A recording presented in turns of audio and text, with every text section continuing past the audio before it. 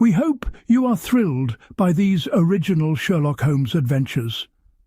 To help us continue creating them, please consider supporting our Patreon. As a thank you, patrons receive early access to most stories before they launch on YouTube. Your financial contributions are the lifeblood of this channel. The link to our Patreon is in the description below. It was, I recall with perfect clarity, a truly tempestuous evening in the early days of April in the year 1894. A fierce, unrelenting gale from the southwest had swept up the Thames Valley, bringing with it a driving, icy rain that lashed against the windows of our sitting room at 221B Baker Street with the fury of 1,000 tiny whips. The weather was a fitting, almost theatrical accompaniment to the dark, dreary and altogether melancholic nature of the metropolis, which seemed to huddle beneath the storm like a beaten cur cowering from its master's boot. Inside, however, the yellow gaslight burned steadily, and I sat in my customary armchair beside the glowing coals of a hearty fire, a recent issue of the British Medical Journal resting idle upon my knee. Whilst I found comfort in the warmth of our lodgings, my friend, Mr. Sherlock Holmes, possessed no such tranquillity.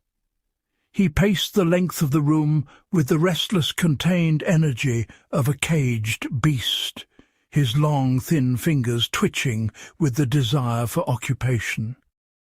Since our return from the continent, following the singular and dangerous affair of the empty house, Holmes had found London strangely, almost insultingly, devoid of that high-caliber criminality which alone could engage his formidable faculties.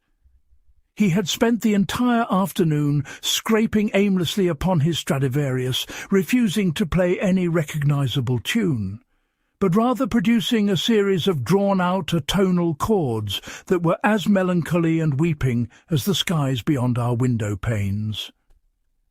The air in the room was thick with the acrid smoke of the strongest black shag tobacco, a sure sign of his deepening ennui. "My dear Watson!" he exclaimed abruptly, stopping before the window and peering out into the yellow-lit, watery gloom of the street below. "Is there anything upon this earth more utterly devoid of romance than a London street in a downpour? Look at them down there. The thick, clinging mud, the dripping, sombre umbrellas, the squalid, head-down haste of the pedestrians. It is all so hopelessly, relentlessly prosaic. I fear the criminal classes have entirely lost their enterprise, or perhaps their constitution. Even the most desperate felon prefers the comfort of a warm public-house fire to the damp rigours of a midnight vigil." "It is scarcely a night for villainy," I agreed, setting aside my journal and taking up the poker to stoke the fire. "The cold seeps into the very marrow. Even a murderer must fear a chill, lest he catch his death before the hangman can claim him." "Bah! Crime is a matter of the intellect, Watson, not of the weather," Holmes retorted, turning away from the glass with a sigh. "The true artist of the underworld does not let a drop of rain deter his masterpiece, but I confess my mind rusts in this idleness. It is a finely tuned engine, tearing itself to pieces for want of connected work. The great grinding clockwork of London spins on, and yet it produces nothing but petty thefts, commonplace domestic disputes, and the occasional unimaginative forgery. I require a problem, Watson, a problem with depth, with danger, with a thread of the bizarre and the macabre running through it. Without it, I am no better than a machine left to gather dust."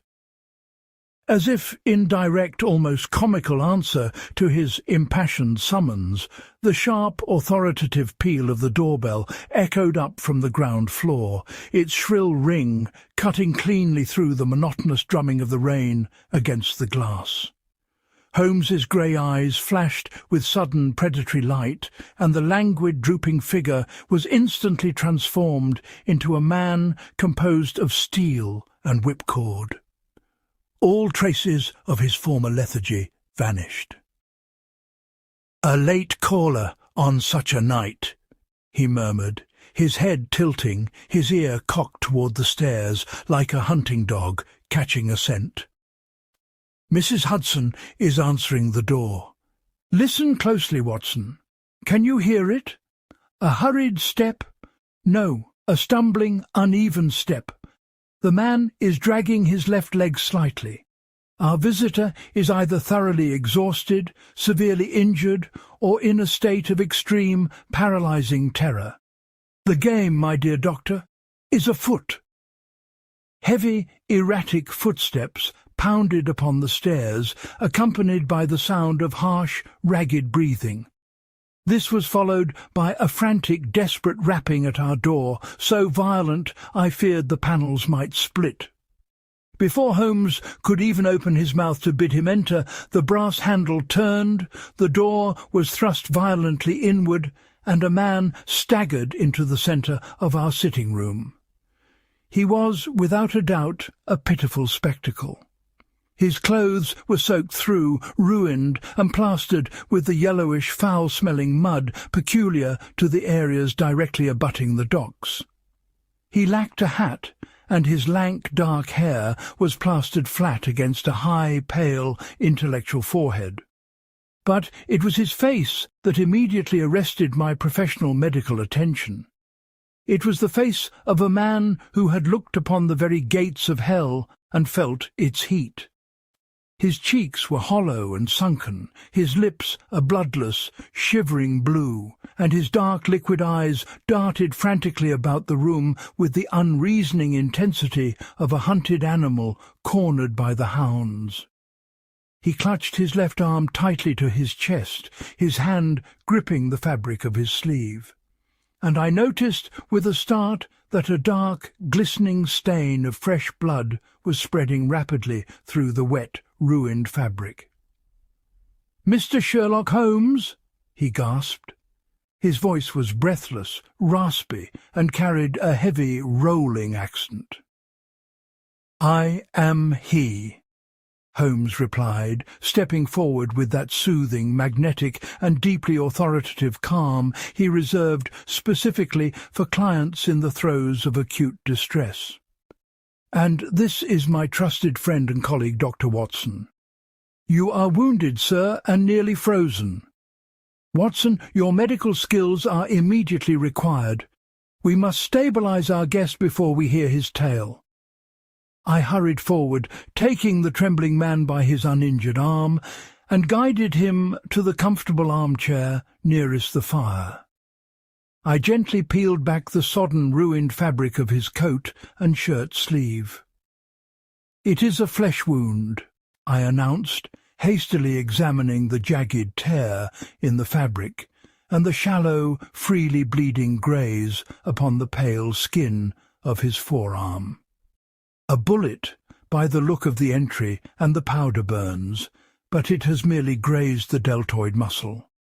It missed the bone entirely. A thorough cleansing with carbolic acid, a tight bandage, and a stiff measure of brandy will set you to rights, though it will throb fiercely by morning." While I fetched my medical bag and set to work dressing the wound, Holmes poured a generous, overflowing measure of spirits from the tantalus on the sideboard. He handed it to the stranger, whose teeth chattered so violently against the rim of the glass that I feared he might bite through the crystal. The fiery liquid, however, did its work, bringing a faint, desperate tinge of colour back to his sallow, sunken cheeks. "I am Thomas Rojas," the man said, finding his breath at last, his chest heaving as he slumped back into the chair. "And I have come to you, Mr. Holmes, because the official police cannot help me. They are too slow, too bound by their rules. If you do not aid me this very night, I am a dead man before the sun rises over the Thames, and a secret of unimaginable international magnitude will fall back into the hands of a true monster." Holmes rubbed his long, thin hands together, a gleam of pure, unadulterated intellectual satisfaction dancing in his eyes. He sat opposite our client, steepling his fingers beneath his chin. "Your arrival is most opportune, Señor Rojas, and provides a welcome antidote to the dreary London weather. Pray, compose yourself entirely. Drink the rest of your brandy, and then tell us, from the very beginning, what has brought you from the sweltering malarial heat of Central America to the rather less hospitable, rain-swept climate of London, and precisely why you're pursued by men brazen enough to employ firearms in the public streets of our capital." Rojas halted his glass halfway to his mouth, and stared at my friend in profound, wide-eyed astonishment. "Central America? But so... how could you possibly know that? We have exchanged but a dozen words, and I have given you only my name." "My dear sir," Holmes smiled, a gentle, almost patronizing expression, "it is my business to know things. It is the trade I have chosen. As for the deductions, they are elementary. You bear the deep, indelible, leathery tan of a man who has lived his life beneath an equatorial sun. Yet I observe that your hands are soft, entirely free of calluses. The hands of a clerk, an archivist, or a man of letters, certainly not a labourer or a soldier. Your accent is distinctly Spanish, yet it carries the soft melodic sibilance peculiar to the Republic of San Pedro, a linguistic anomaly I have studied. Furthermore, as you entered, I noted a fresh smear of heavy blue clay upon the instep of your left boot. It is a highly specific type of soil found locally only in the immediate vicinity of the West India docks, suggesting you arrived by ship quite recently, likely this very evening, and have been ruthlessly hunted from the very moment you disembarked." Rojas slowly crossed himself, his hand trembling. "The English merchant who gave me your name told me you were a wizard, Señor Holmes. I thought he exaggerated. Now I believe it to be the literal truth. Yes, I am from San Pedro.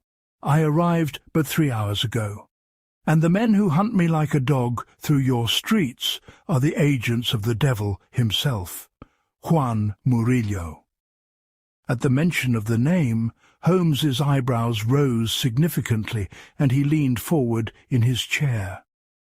"Murillo, the deposed ex-president of San Pedro, the man the sensationalist popular press of Europe has aptly dubbed the Tiger of San Pedro?"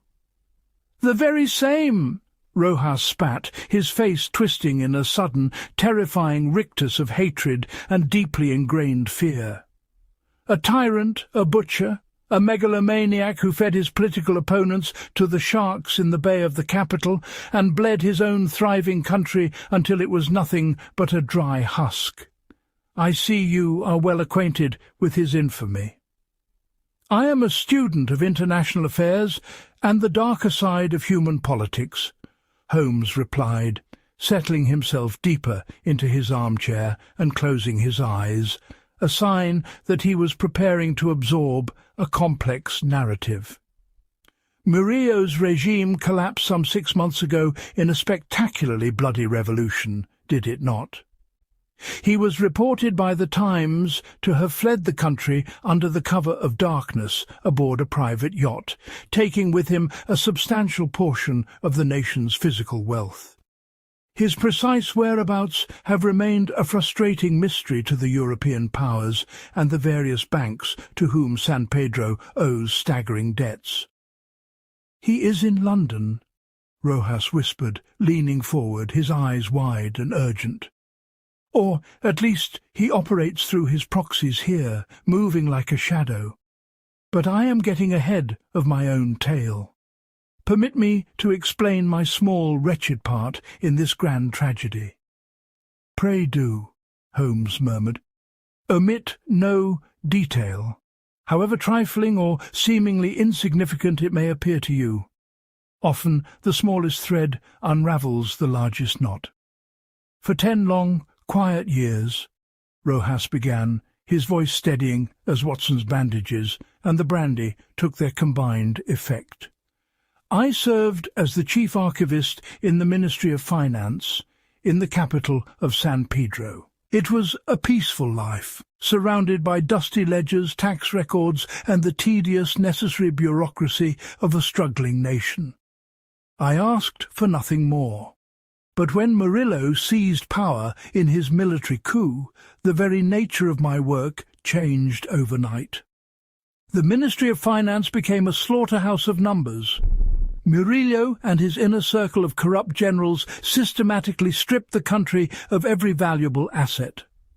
Gold bullion from the National Reserve, foreign currency, the deeds to the great sprawling coffee plantations, the silver mining rights, all of it was funneled into a secret private reserve. Among his inner circle they called it El Tesoro del Tigre, the tiger's hoard. Rojas paused, swallowing hard, the memory clearly bringing a foul taste to his mouth. I poured him another small measure of brandy, which he took with a trembling hand of profound gratitude before continuing. When the revolution finally began to brew, fueled by the starvation of the common people, Murillo knew his time as absolute dictator was short. He is wicked, but he is fiercely intelligent.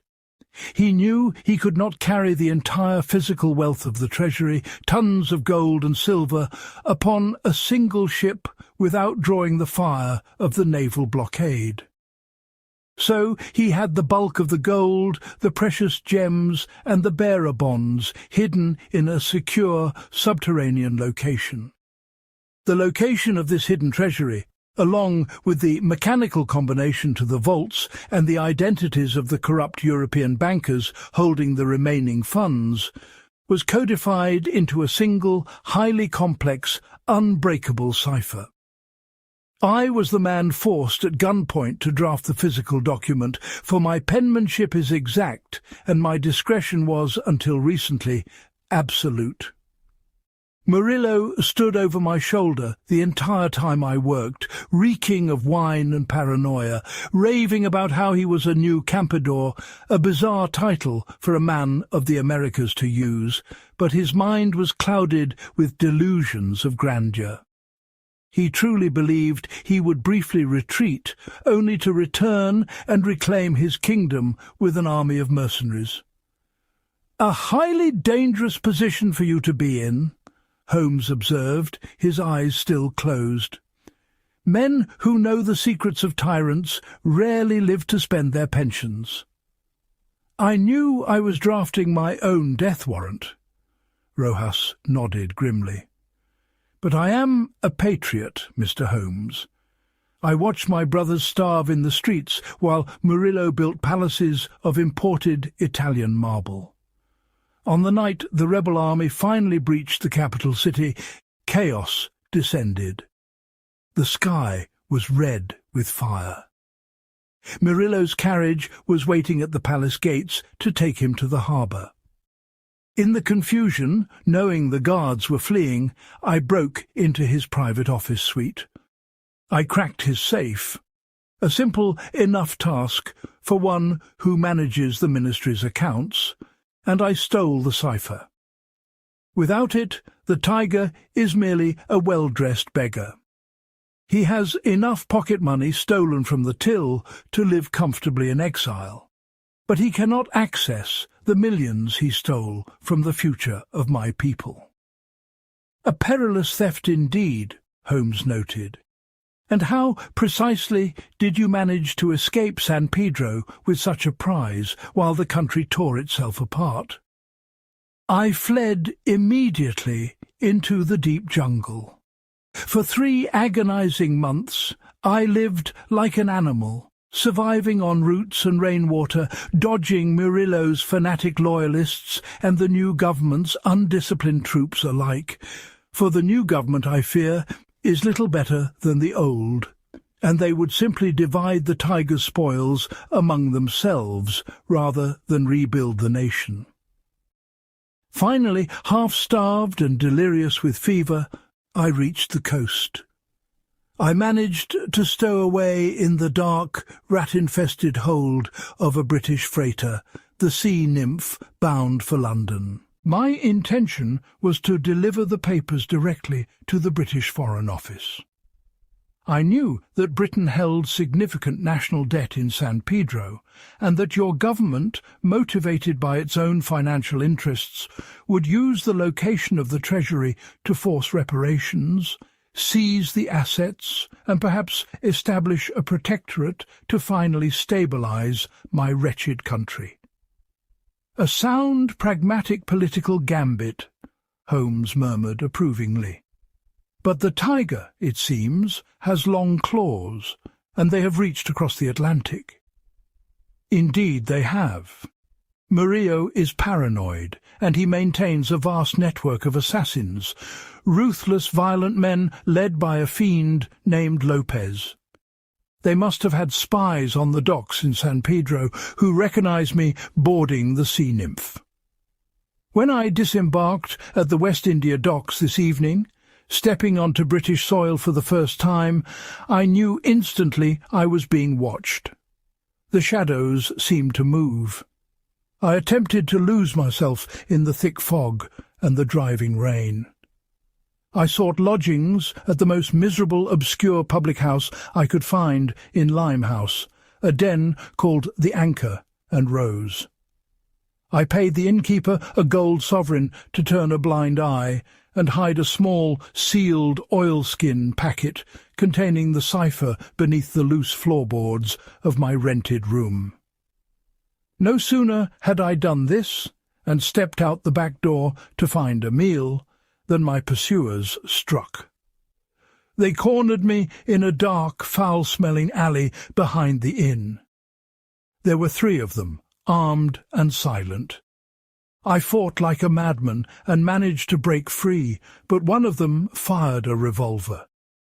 The bullet tore through my sleeve, burning my flesh. I ran blindly through the labyrinth of streets, my heart pounding in my ears, until I leapt aboard a passing hansom cab. I had memorized your address from the English merchant, and I directed the driver to Baker Street. But they are close behind me, Mr. Holmes. I fear my desperate flight has brought death directly to your doorstep. As if to punctuate his grim, terrifying assertion, a sharp metallic crack rang out from the street below, cutting sharply over the howl of the wind. It happened in a fraction of a second. The heavy glass of our sitting-room window shattered violently inward, raining thousands of crystalline shards upon the carpet. A heavy lead bullet hissed through the air between Holmes and myself, thudding with a dull, vicious thwack into the heavy mahogany panelling just inches above Holmes's head. In an instant, Holmes had thrown himself forward with the speed of a striking snake, extinguishing the gas lamp and plunging the room into absolute darkness. "Down, Watson! Get down! Keep our client away from the window!" he hissed, his voice dropping an octave, thrilling with sudden electric energy. I dragged Rojas to the floor, my medical instincts replaced instantly by my military training. I drew my heavy service revolver from my pocket as I did so, the comforting weight of the steel steadying my nerves. The dying firelight cast long, dancing, demonic shadows across the room. Holmes crawled across the carpet with the silent, fluid agility of a panther. He reached the wall beneath the window and slowly peered out from beneath the sill, his eyes adjusting to the rain-swept darkness of Baker Street. "They are exceedingly bold," he whispered, his breath barely audible over the storm. to fire a rifle into a lighted window in the very heart of the West End. Murillo's agents are evidently desperate. They know that if the Foreign Office secures those papers by morning, their master is permanently ruined. "Did you see the shooter?" I asked, keeping my Webley levelled at the shattered gaping hole in the window.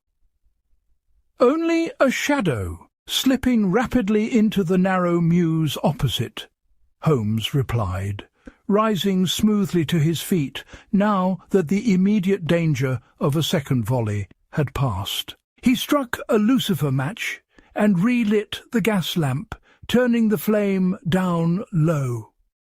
He then walked casually over to the mahogany panelling, withdrew his silver penknife and carefully dug the buried bullet out of the wood. He held the misshapen lump of lead in his palm, examining it under the dim light with a jeweller's loupe. "A heavy caliber weapon, an 11mm round, if I'm not mistaken, a French Chamelot Delvine or a continental equivalent. Certainly not a standard British weapon. This is no mere warning shot to frighten you, Senor Rojas.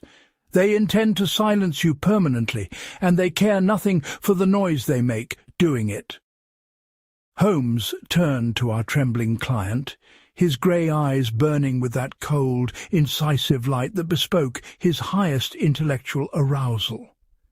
"You are certain you left the papers at the Anchor and Rose in Limehouse?" "Yes," Rojas stammered, clutching his bandaged arm. "Beneath the loose floorboard under the bed.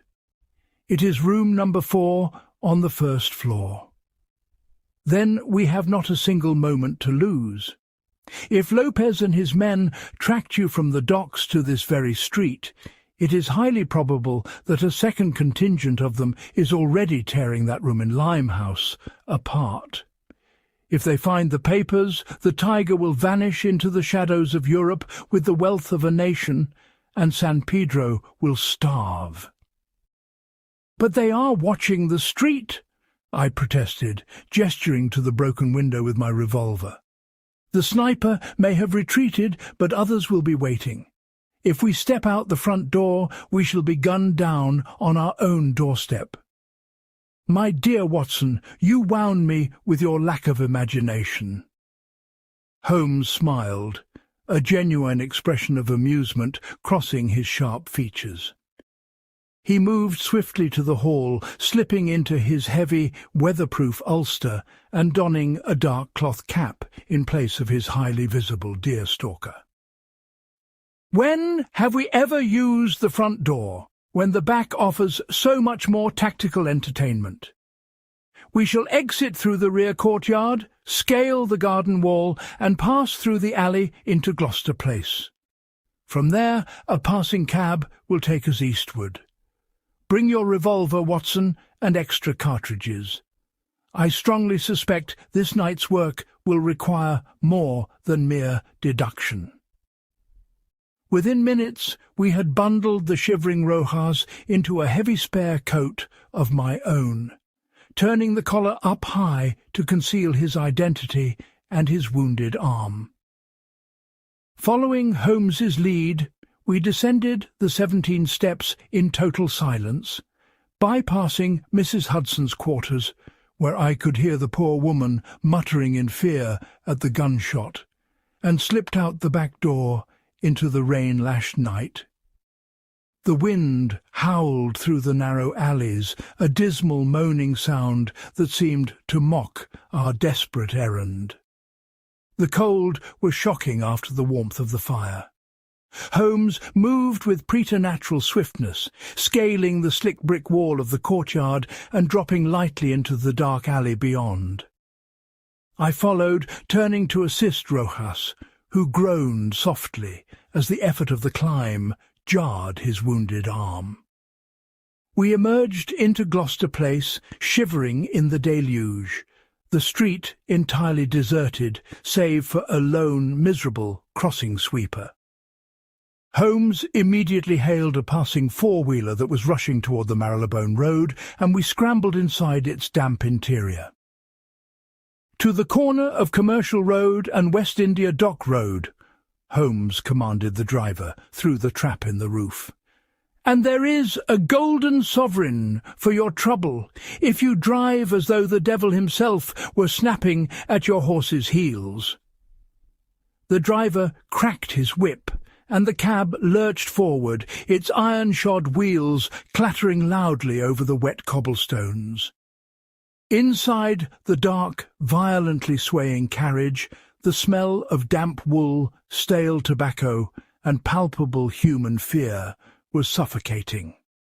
Rojas sat huddled in the far corner, clutching his arm, his eyes squeezed shut in a silent prayer to saints I did not know. "This man Lopez," Holmes said, speaking loudly over the immense rattle of the cab, "is he known to you by sight, Señor Rojas? We must know the face of the enemy."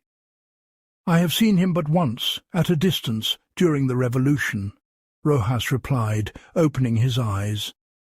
"But his description is infamous. He is a giant of a man, unnaturally tall and broad, with a face heavily scarred and pitted by the pox. He eschews firearms in close quarters. Instead, he carries a blade, a heavy, brutal machete of the type used to hack through the dense sugarcane fields, and he wields it with terrifying, inhuman skill. In San Pedro, they called him El Cuchillo, the knife. He is Murillo's chief executioner, a man devoid of conscience." "A charming fellow," Holmes murmured dryly. "It seems we are dealing with a criminal element that favours brute, primitive force over the refined subtleties of European villainy. Such men are incredibly dangerous, Watson, for they act without the constraints of logic, mercy, or even self-preservation. But conversely, they are also highly predictable in their methods." "How do you propose we retrieve the papers?" I asked, checking the cylinder of my Webley by touch in the dark. "If the inn is a known den of thieves, and if they have already breached the room, we shall be walking blindly into a trap." "That is precisely what I intend to do," Holmes replied smoothly, adjusting his cap. "A trap is only effective, my dear doctor, if the prey is unaware of its existence. If we operate on the assumption that the trap is already laid and waiting, we may apply leverage to turn the jaws upon the hunter." The journey eastward seemed interminable, a descent into another world entirely. As we left the gas-lit affluence and broad avenues of the West End behind, the streets grew narrower, darker, and infinitely more squalid. The grand stone facades gave way to crumbling brick and rotting timber. This was the London of the docks, a sprawling labyrinth of warehouses, cheap lodging-houses, and raucous public houses frequented by sailors of every nation and criminals of every stripe. The air here was noticeably different. It grew thick and heavy, with the smell of the river mud, boiling tar, rotting fish, and the unwashed masses of humanity. Our cab eventually deposited us at the chaotic junction of Commercial Road. Holmes paid the driver his promised sovereign and instructed him to wait in a shadowed side street entirely out of immediate view of the main thoroughfare. The violent gale had settled into a steady, freezing, miserable drizzle that soaked into our bones. The Anchor and Rose is situated upon a narrow, crooked street that runs directly down to the river's edge, Holmes said, peering through the gloom, his bearings perfect despite the dark.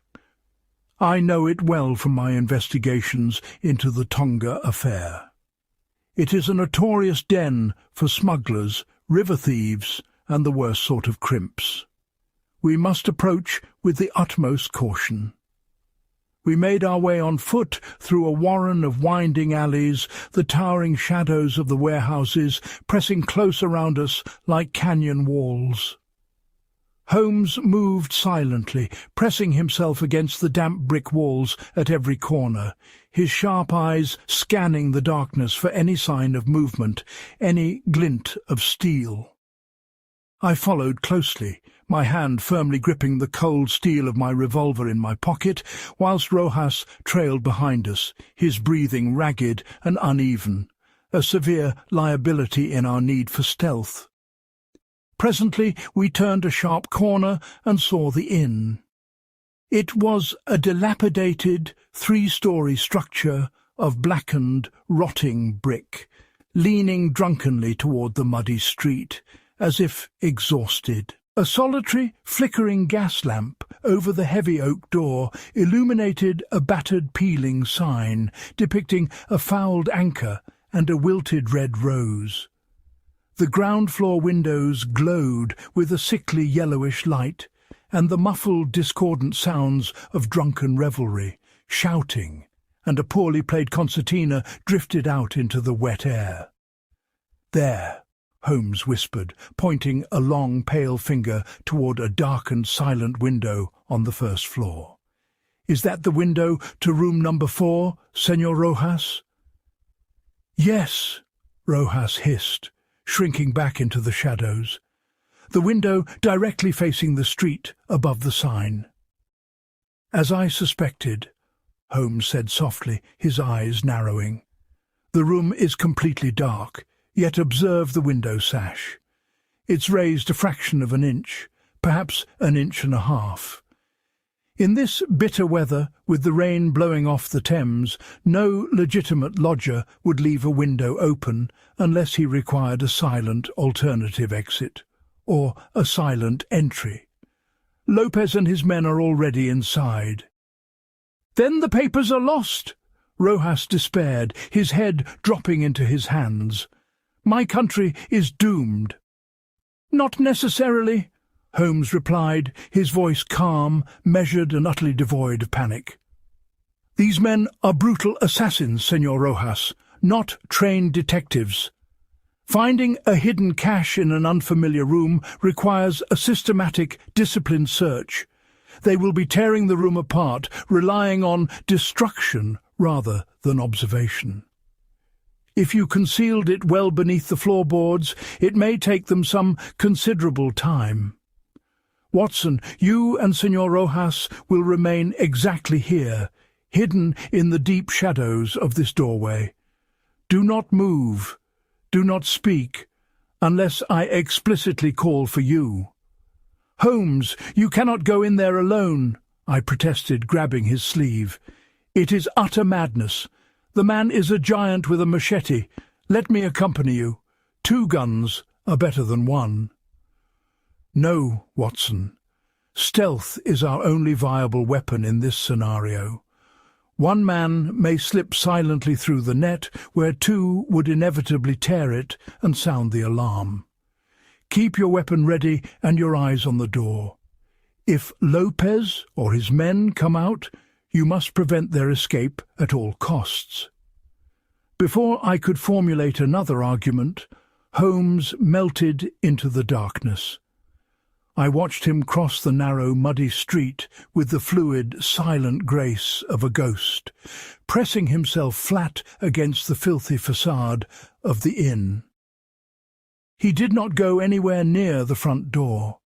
Instead, he hoisted himself atop a set of heavy, stinking wooden barrels stacked carelessly beneath the first-floor window. With a silent, powerful heave that belied his thin frame, he reached the sill of the window of room number 4. He paused for a fraction of a second, listening intently, and then slipped inside, disappearing completely into the blackness of the room. The minutes that followed were among the most agonizing I have ever endured in all my years of service and adventuring. The freezing rain dripped coldly down the back of my neck, soaking my collar. Beside me, Rojas trembled violently, his teeth chattering, muttering frantic, breathless prayers in Spanish.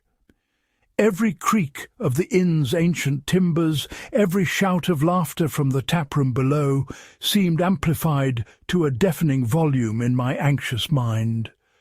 I gripped my revolver so tightly my knuckles ached. Then, suddenly, the tense silence of the upper floor was violently shattered. There was a heavy, tremendous crash that shook the very glass in the street lamps.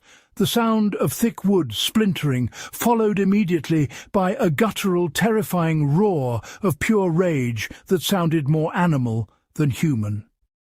A pistol shot rang out, its brilliant flash illuminating the darkened window for a split, terrifying instant, casting manic silhouettes against the opposite wall. "Holmes!" I cried out. Abandoning my post and all pretence of stealth, I sprinted across the muddy street, my Webley drawn and cocked. I reached the front door of the inn and kicked it open with my boot, startling a group of rough-looking sailors and dock workers in the foul-smelling tap-room. They shouted in protest, but I ignored them, rushing the narrow, creaking, uncarpeted staircase at the back of the hall, taking the steps 2 at a time. I reached the first-floor landing just as the flimsy door to room number 4 burst open outward, its hinges snapping. A man staggered out, clutching his throat, blood pouring between his fingers. He was a swarthy individual in a sailor's rough reefer jacket, and he crumpled to the floor of the landing, groaning in agony. Inside the room, the scene was one of utter, devastating chaos. The meagre furniture, a washstand, a wardrobe, a small table, had been smashed to absolute kindling. Feathers from a ruined mattress filled the air like a bizarre snowstorm. In the centre of the room, amidst the wreckage, Holmes was locked in a desperate, deadly struggle with a behemoth of a man. This, without a doubt, was Lopez. He was a terrifying, nightmarish figure, broad-shouldered, barrel-chested, and immense, with a face heavily pitted and ravaged by disease. In his massive right hand he wielded a heavy, gleaming steel machete, sweeping it in deadly, whistling arcs that cleaved the air. Holmes, surprisingly, had not drawn his own pistol. Instead, he was using his heavy, lead-loaded walking stick, which I now realized he had deliberately brought from Baker Street for this exact contingency, to parry the devastating blows. He was employing the precise, defensive techniques of single stick, in which I knew him to be a master. The heavy wood clashed against the steel with a ringing crack, but the sheer, overwhelming physical power of the giant was slowly, inevitably forcing Holmes back toward the open window. "Watson, the floorboards near the hearth!" Holmes shouted over the deafening clash of wood and steel, ducking desperately under a decapitating swing of the machete that buried itself deeply into the wooden bedpost. I did not hesitate to question him. Leaving Holmes to manage the giant, I dropped to my knees beside the soot-stained fireplace. The floorboards here had already been splintered and torn up by the assassin's frantic search, but in their hasty, destructive rage they had missed a small section tucked securely beneath the heavy, rusted iron grate of the hearth. I prized the stubborn board up with my bare hands, ignoring the sharp splinters tearing at my skin and the soot blackening my cuffs. There, resting in the accumulated dust and cobwebs of decades, was a small, tightly wrapped packet of black oilskin. I snatched it up, feeling the thick paper within, and thrust it deep into my inner breast pocket. "I have it, Holmes!" I cried out triumphantly. Hearing this, Lopez let out a bellow of sheer fury. Realizing the prize was lost, he turned his attention entirely from Holmes to me.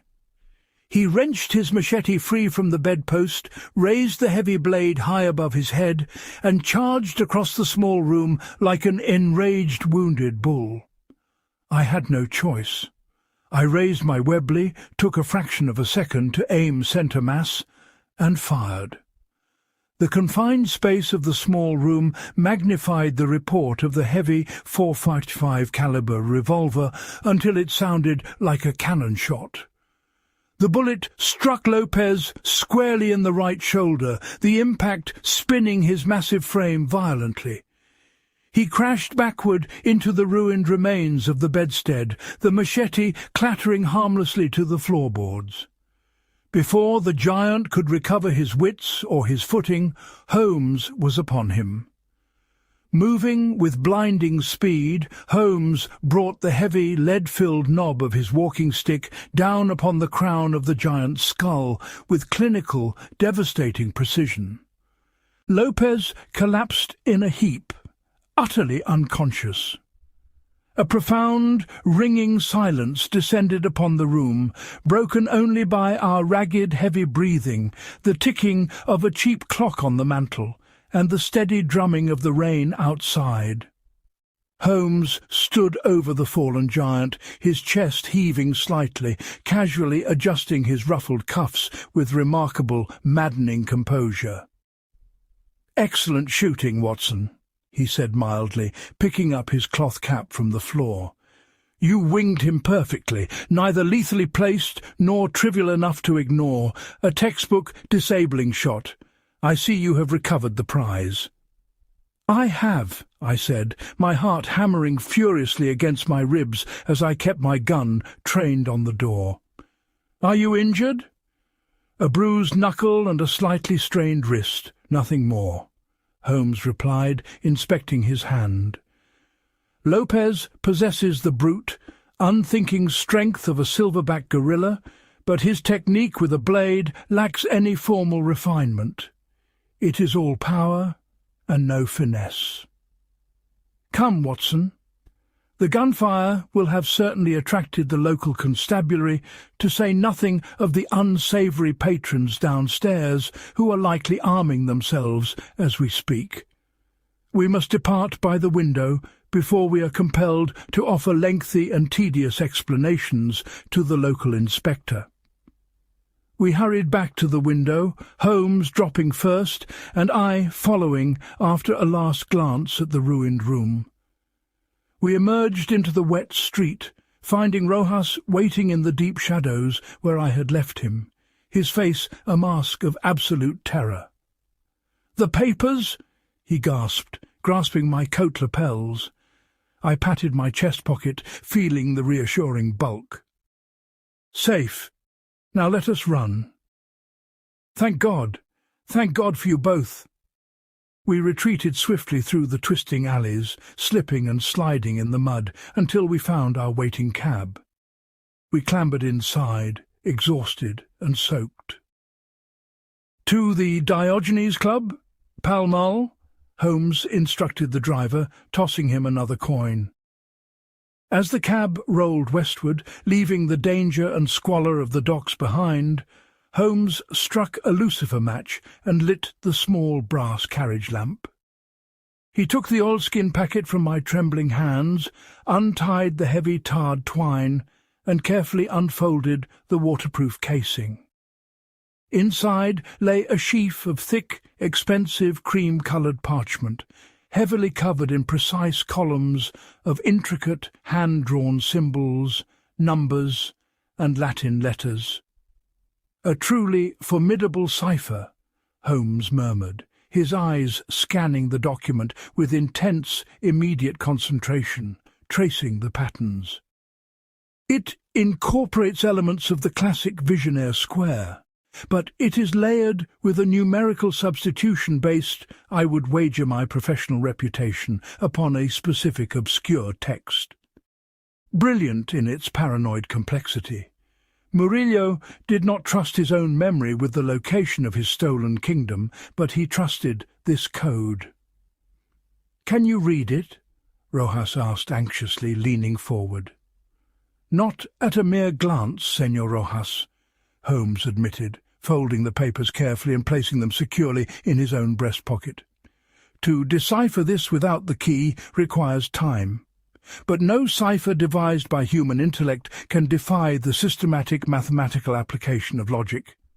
I shall require a few hours of quiet study and perhaps a blackboard. However, the immediate problem is not the translation of the document, but the strategic disposition of the document itself. That is precisely why we are bound for the Diogenes Club. My brother Mycroft must be informed before the sun rises. "Your brother?" Rojas asked, blinking in confusion. "Who is he? Another detective?" "He is the British government occasionally," Holmes replied dryly, looking out the window at the passing gas lamps. "When the Foreign Office requires a mind of absolute unparalleled order to navigate an international crisis, they consult Mycroft. He is a repository of all facts, a human clearinghouse for state secrets. If these papers are to be used to outmaneuver Murillo diplomatically, freeze his assets and secure British interests in the Caribbean, Mycroft is the only man in London to execute the strategy." We arrived at the austere, imposing, windowless facade of the Diogenes Club shortly after midnight. The rain had ceased at last, leaving the street slick, black and gleaming under the gaslight. Leaving Rojas in the cab with strict instructions to keep his head down and out of sight, Holmes and I entered the hallowed, bizarrely silent halls of the club. As always, the atmosphere was one of stifling, enforced quietude. Men sat in leather chairs like waxwork figures, reading papers, ignoring one another completely. We navigated the silent corridors and found Mycroft Holmes in the stranger's room, a massive, imposing figure seated in a deep leather armchair, an enormous ledger of state secrets open upon his vast lap. He looked up as we entered, his heavy, impassive face registering only the mildest flicker of surprise. "Sherlock and Dr. Watson, a nocturnal visit. I presume this is not a social call to discuss the weather?" Mycroft rumbled softly, his voice deep and resonant. "You have the distinct smell of the docks and cheap public-house ale about you, Sherlock. And Watson smells sharply of burnt cordite and fear. You have been engaging in physical exertion. How incredibly tiresome for you both." "The situation required a rapid physical response, Mycroft," Holmes replied, pulling up a straight-backed chair. "I bring you a matter of pressing international importance. Have you been following the volatile situation regarding Juan Murillo, the deposed president of San Pedro?" Mycroft's heavy reptilian lids drooped. "Naturally. I drafted the memo for the Prime Minister yesterday. Murillo fled the country with an estimated £3 million sterling in physical gold and European bonds. The new government in San Pedro is bankrupt and teetering on collapse. British financial interests in the region, primarily the coffee exports and the canal rights, are severely compromised. Lord Holdhurst at the Foreign Office is having palpitations and demanding naval action. We have fresh intelligence that Murillo is here in London, attempting to purchase a decommissioned naval cruiser and a massive cache of Maxim guns from a private, unscrupulous arms dealer, presumably to fund a bloody counter-revolution and retake the capital." "And how, precisely, is he paying for these armaments if his wealth is hidden?" Holmes asked. "He has offered a substantial down payment in uncut South African diamonds he carried with him," Mycroft explained, closing his ledger. "But the bulk of his wealth remains completely inaccessible to him. The arms dealers demand gold or sterling. He is waiting for something, a key to unlock his own treasury. Holmes reached into his pocket, drew out the oilskin packet, and placed it gently upon the table between them. "The key, Mycroft, procured this very hour from the hands of Murillo's assassins in Limehouse." Mycroft Holmes leaned forward, his customary lethargy vanishing in an instant. He picked up the heavy parchment papers, his sharp, penetrating eyes, so incredibly like his brother's in their intensity, sweeping rapidly over the columns of cipher. "Astounding," he breathed, recognizing its value instantly. "The precise location of the tiger's hoard. If the Foreign Office officially possesses this information, we can immediately freeze his numbered accounts in Europe through diplomatic channels, and seize the physical gold through a rapid deployment of our naval forces currently stationed in the Caribbean. Murillo will be left entirely penniless, an emperor of dirt. His counter-revolution will be smothered before it can even begin." "Precisely," Holmes said. "But the cipher must first be broken, and Murillo's highly trained agents are currently scouring London for our client, the brave archivist who stole it.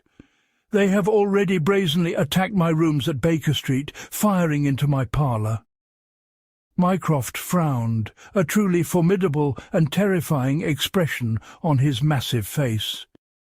"This is an intolerable outrage. Foreign assassins operating with violent impunity in the streets of London cannot be permitted.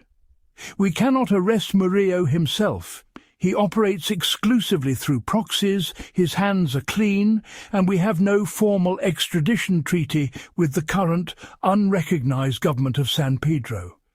The legal ramifications are a nightmare, but his agents can and will be dealt with." "I have already neutralized 2 of them tonight," Holmes stated flatly. "But the core organization, and Murillo himself, remains. I have a proposal, Mycroft. Give me 24 hours to crack this cipher and locate the gold. During that time you must arrange for Senor Rojas to be taken into immediate protective custody at a secure government safe-house. The man has suffered enough." "That is easily done. A carriage with armed guards will take him to a safe-house in Surrey within the hour." Mycroft nodded. "And what of Murillo? We cannot let him slip away to regroup in Paris or Madrid." "Murillo desperately wants these papers," Holmes said, a dangerous, calculating light kindling in his eyes, "and I intend to give them to him." I stared at my friend in absolute horror. "Holmes, you cannot be serious. After all we have risked tonight? After nearly being killed?" "Peace, Watson. I intend to give him a copy of the papers, subtly and creatively altered, of course, to lead his remaining agents into a devastating trap. We must draw the tiger out of his heavily guarded lair and force him to commit a crime on British soil that we can prosecute." "A bold, aggressive stratagem," Mycroft rumbled, tapping his thick fingers rhythmically upon the table. "We know Murillo is currently residing under the transparent alias of Don Garcia at a luxurious, sprawling suite on the 4th floor of the Hotel Cosmopolitan. He is heavily guarded by armed men at all times. If you attempt to approach him directly, you will be killed before you reach the door." "I have no intention of approaching him as Sherlock Holmes." My friend smiled, a hint of theatrical joy returning to his voice. "Leave the theatricals and the disguise to me, Mycroft. I require only that you have Inspector Lestrade and a dozen of his most heavily armed, capable men from Scotland Yard ready to move upon my signal tomorrow evening." "It shall be arranged. Bring the translated cipher to me tomorrow at noon, so the fleet can sail. The Foreign Office will be greatly in your debt, Sherlock." We left the Diogenes Club and immediately transferred the exhausted Signor Rojas into the care of two burly, discreet men summoned by Mycroft's silent bell. The poor archivist wept with sheer gratitude as he parted from us, kissing my hand. "You have saved my life, Signor Holmes, and yours, Dr. Watson," he said, his voice thick with emotion. "And you have saved my country from further bloodshed." "The game is not yet won, Senor Rojas," Holmes replied gravely, shaking his hand. "But we have secured the advantage. Go with these men, rest, and speak to no one of this night." Returning to the shattered, draughty sitting-room at Baker Street, Holmes did not seek his bed. He immediately set to work. The wind had finally died down, and a cold, grey, unforgiving dawn was beginning to seep through the broken window, which I had hastily patched with a heavy rug.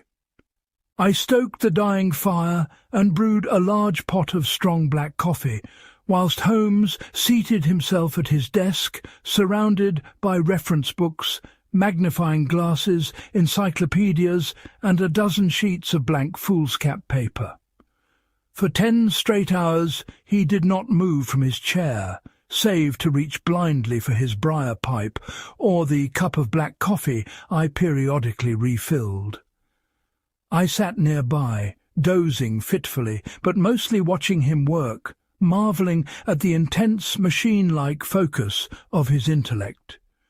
He covered sheet after sheet of paper with complex algebraic equations, cross-referencing the repeating symbols on the parchment with a towering stack of Spanish dictionaries, historical texts, and books of poetry.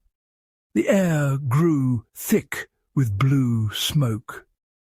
It was shortly past 11 in the morning when he suddenly threw down his pen, pushing his chair back with a loud scrape, and let out a sharp, ringing cry of absolute triumph. "Got it, Watson! By heaven, it was a remarkably stubborn lock constructed by a brilliant paranoic, but it has finally yielded to logic." I hurried to his side, blinking away sleep. "You have cracked the code?"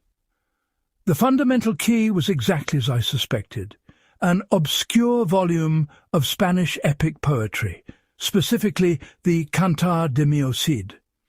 Do you recall Rojas mentioning Murillo's delusion of being a modern-day campeador? That was the vital clue.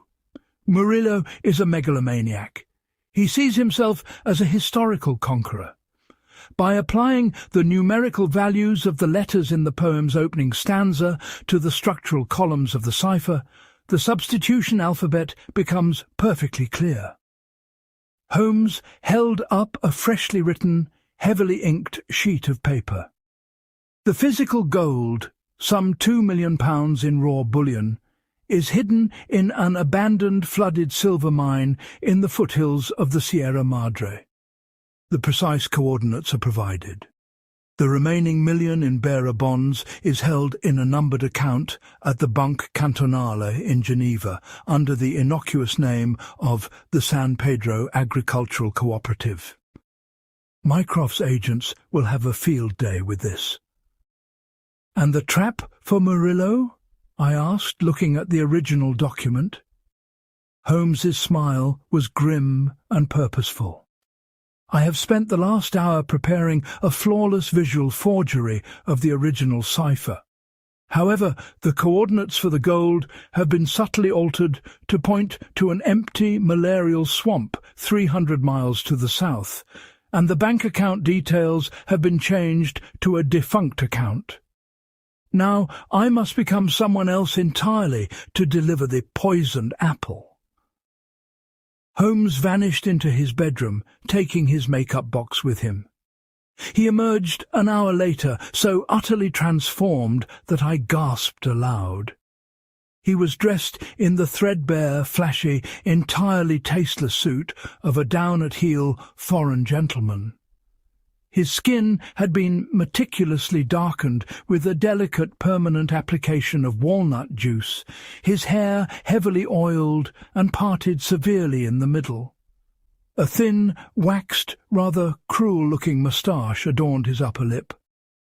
He looked every inch the sleazy, opportunistic courier one might find lingering around the gambling hells of Soho or the back alleys of Madrid. "Permit me to introduce myself to you, Doctor," he said, speaking with a flawless, slurring Spanish accent that carried a hint of a lisp. "I am Eduardo Silva, a man of highly flexible morals and empty pockets, who has quite fortunately stumbled upon a highly valuable document stolen from the corpse of a dead man in Limehouse." "It is uncanny," I marvelled, walking around him. "Even knowing it is you standing before me, I can scarce believe it. Your very posture has changed." "The disguise must be absolute perfection, Watson, for Murillo is a man of paranoid, deadly suspicion. He will scrutinize me. I am off to the Hotel Cosmopolitan to demand an audience. I want you to coordinate directly with Lestrade. You will find his detachment waiting in plain clothes in the main lobby of the hotel at exactly 8 o'clock this evening. Advise him that I will orchestrate a diversion." "Be careful, Holmes," I warned, a knot of real dread forming in my stomach. "You are walking alone, unarmed, into a den of vipers." "The vipers have already lost their fangs, Watson. They simply do not know it yet." With a swirl of his cheap garish coat, he was gone into the London afternoon. The hours until evening dragged interminably. I could not read, I could not eat. I felt a deep, gnawing anxiety for my friend. Holmes was an unparalleled master of disguise, but Murillo was a butcher, a man who killed without hesitation or remorse upon the slightest suspicion. At 7:30, unable to bear the waiting any longer, I armed myself with my heavy revolver, checked the action twice, and hailed a cab to the Hotel Cosmopolitan, a grand, ostentatious, newly built establishment near the Strand. I found Inspector Lestrade lounging in the expansive marble-floored lobby, disguised rather unconvincingly as a provincial commercial traveller reading a newspaper upside down. I approached him under the pretence of asking for a light for my cigar, and relayed Holmes's instructions. "We are to wait for a specific signal, Inspector," I whispered as he struck a match. A crash of glass from the window facing the side alleyway. The moment we hear it, we rush the stairs and breach Suite 412. "Understood, Doctor." Lestrade nodded nervously, adjusting his bowler hat. He had a dozen stout, muscular plainclothes officers stationed discreetly about the lobby, with more waiting in the adjoining smoking room. "Have your weapon ready. These foreign political chaps are said to be heavily armed and desperate." We waited. The massive, gilded clock in the lobby ticked relentlessly, each second feeling like an hour. 8 o'clock passed, then 8:15. The lobby began to thin out as guests went into dinner. My nerves were stretched to the absolute breaking point. Had Holmes's disguise failed? Had Murillo seen through the ruse? Was my friend currently lying dead in that luxurious suite? Suddenly, cutting through the polite murmur of the hotel, a muffled, angry shout echoed down the grand staircase from the upper floors. This was followed instantly by the sharp, unmistakable, shattering sound of a heavy glass window breaking in the alleyway outside. "That's the signal! Move, men!" Lestrade roared, abandoning all pretense, his voice booming across the lobby. Guests screamed and scattered. We drew our weapons and charged up the grand, sweeping staircase, the heavy boots of the police officers thundering behind us. We reached the 4th floor and sprinted down the thickly carpeted, gaslit corridor to Suite 412. The heavy oak double doors were locked from the inside. "Break it down! Now!" Lestrade ordered. Two burly constables hit the door simultaneously with their heavy shoulders. The wood splintered, the lock tore free of the frame, and the doors burst violently open. We plunged into the room, a dozen revolvers levelled and ready to fire. The scene inside was one of frozen, violently tense tableau. Standing behind an overturned mahogany dining table, using it as a barricade, was a tall, heavily built man with a sallow, cruel face and eyes as cold, dead and unblinking as a reptile's. This was Juan Murillo, the dreaded tiger of San Pedro.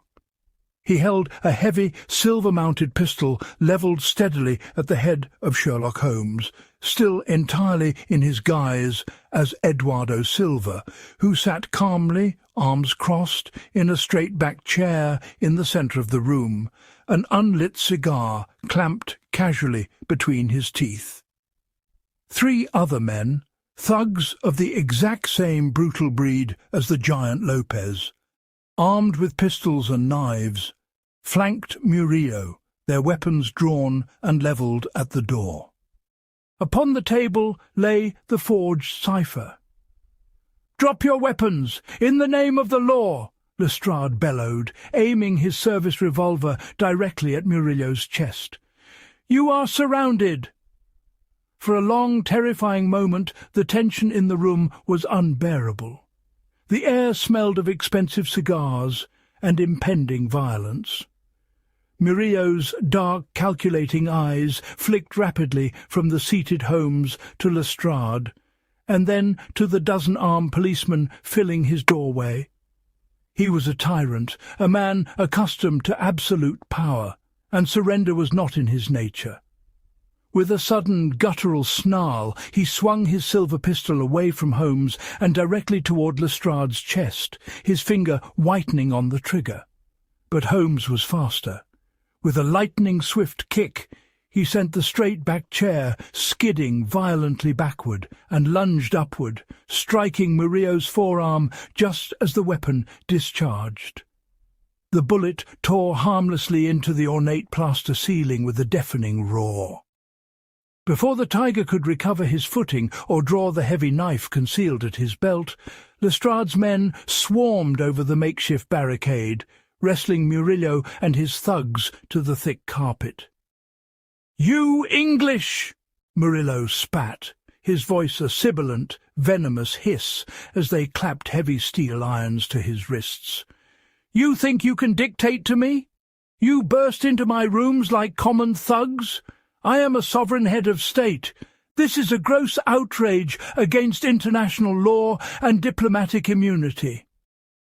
Holmes rose slowly from the floor, casually brushing a speck of plaster dust from his lapel. He dropped the Spanish accent entirely, his voice ringing out in crisp, upper-class English. "You are an exile, Señor Murillo, and a wanted mass murderer. There is no diplomatic immunity whatsoever for the crimes committed by your agents on British soil. The attempted murder of Tomas Rojas, the sniper attack upon my home at Baker Street, and the vicious assault in Limehouse. Your men will hang at Newgate, and you shall be deported in disgrace." Murillo stared at Holmes, realization dawning upon his cruel face as he recognized the sharp features beneath the walnut juice. You are not a courier. You are the English detective. Holmes." "At your service," Holmes bowed mockingly, sweeping off his hat. "You think you have won, detective?" Murillo snarled, struggling furiously against his captors. "You have your petty arrests of my servants, but I still have the treasury. With the wealth in this document, I will buy armies of mercenaries. I will return to San Pedro and drown my political enemies in rivers of blood. I will rebuild my empire." Holmes smiled, a cold, predatory and utterly victorious smile. "I fear you will find the climate of that particular swamp in the Sierra Madre rather unwholesome for banking, Señor Murillo. And the directors of the Banca Cantonale will politely inform you that the account you seek has been permanently frozen by direct order of the British government, acting upon the precise, genuine coordinates I provided to them this morning." Murillo looked at the paper still clutched in his thug's hand, then back at Holmes, his eyes wide with sudden horror. The absolute, inescapable certainty of his total defeat struck him like a physical blow to the stomach. The tiger had been entirely defanged, outsmarted by a mind superior to his own. He let out a ragged cry of impotent rage, but before he could struggle further, Lestrade hauled him roughly to his feet. "Take them all down to the yard," Lestrade ordered, looking immensely pleased with himself, adjusting his bowler hat. "A fine night's work indeed, Mr. Holmes. Scotland Yard is greatly obliged to you." "The obligation is entirely mutual, Lestrade," Holmes said, taking out a handkerchief and beginning to wipe the walnut juice from his brow. "Come, Watson. The air in this room is exceedingly foul with the stench of tyranny. Let us return to Baker Street." It was well past midnight when we finally settled back into our familiar chairs at 221B. The broken window had been temporarily but firmly boarded up by the long-suffering Mrs. Hudson, and a cheerful, roaring fire blazed in the grate, driving away the chill of the adventure. Holmes sat comfortably in his dressing-gown, his violin tucked beneath his chin, playing a low, triumphant and complex melody. "A highly satisfactory conclusion, Watson," he said, lowering the bow and reaching for his pipe. "Mycroft sent a messenger boy while we were out. The Foreign Office has officially dispatched a cruiser to San Pedro. With the threat of Murillo's funding removed, the legitimate government there will be stabilized, the stolen funds returned to their national treasury to feed the people, and British financial interests secured. Señor Rojas is safe and will be given immediate secure passage to a friendly nation in South America, richly rewarded for his incredible bravery." "And what of Murillo himself?" I asked, packing my own pipe. "Lestrade arrested him, but can he truly be held accountable?" "That, unfortunately, is the one unsatisfying aspect of this affair." Holmes frowned, staring into the flames. "Mycroft informs me that the legal technicalities are highly complex and politically sensitive. Because Murillo himself did not physically pull the trigger in London, and because the current government of San Pedro is technically unrecognized by the Crown, he cannot be tried for treason here, nor easily extradited to face justice at home. He will likely face a brief, comfortable imprisonment for conspiracy, and then be quietly expelled from the country to avoid an international incident." "Expelled? To where?" I asked indignantly. "A monster like that will surely rise again and cause more suffering." "Perhaps," Holmes said softly, his grey eyes distant.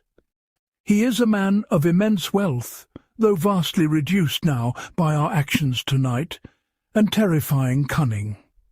He may change his name, acquire a large country estate somewhere quiet and secluded, Surrey perhaps or Sussex, and live out his days surrounded by a retinue of his brutal thugs, dreaming endlessly of his lost empire. But tyrants, Watson, carry their own inevitable doom with them. Their paranoia, their cruelty, inevitably breeds the very daggers that will eventually strike them down. His past will catch up to him, mark my words. Some wronged soul from San Pedro will find him, even in the quiet, peaceful shires of England. Holmes's prescience in this matter was, as always, chillingly accurate. Readers of these memoirs will undoubtedly recall that, some years later, the ex-dictator Juan Murillo, living under the heavy alias of Don Murillo in a fortified house in Surrey, finally met his violent and bloody end in the dark affair I have chronicled elsewhere as The Adventure of Wisteria Lodge. But for tonight, Holmes continued, raising his violin once more to his shoulder, the tiger is caged, the papers are secure, and London is safe from his assassins. The storm has finally passed, Watson. Let us enjoy the peace while it lasts. And as the sweet, melancholic, and incredibly beautiful notes of a Mendelssohn sonata filled our sitting-room, completely drowning out the sound of the wind that still howled outside our boarded window, I felt a profound sense of gratitude for the singular, unparalleled genius of my friend, who stood as an unwavering bulwark against the darkest evils of the world. Thanks for joining me for another original mystery. Do not forget to check out our Patreon down below to support the channel.